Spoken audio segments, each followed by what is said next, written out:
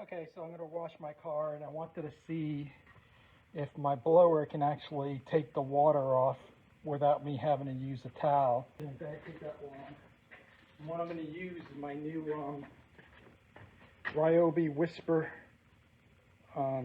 blower, battery operated. The reason why I got the battery operated is because I wanted to do stuff like this.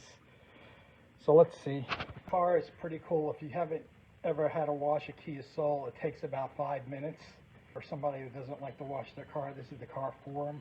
5 minutes to wash it.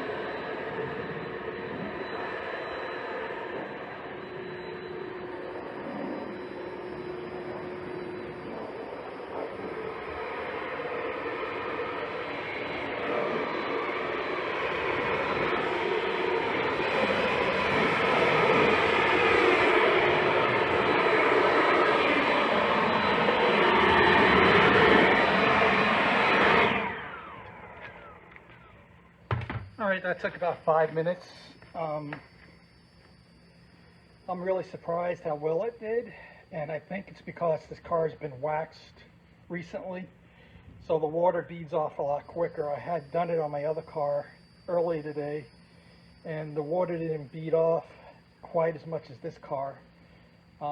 but it did the job. That 40-volt Whisper blower from Ryobi. The blower itself gets kind of a little heavy, so I had to hold it with two hands.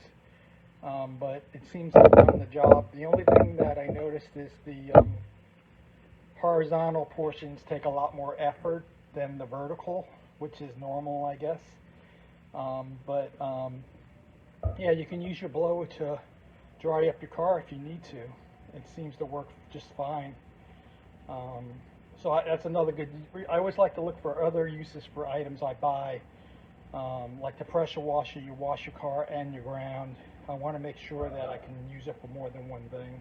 If you haven't noticed, a lot of car washers are being built and being open for production. I think so many people don't wash their car anymore. They aren't touchless anymore. They're all like with the mop on it.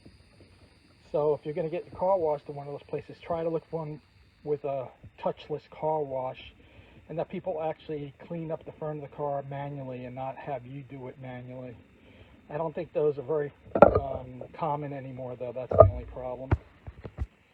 So the car is all dried up and waxed and ready to go. It took me about 10 minutes to wash and wax it and to blow it dry with that blower.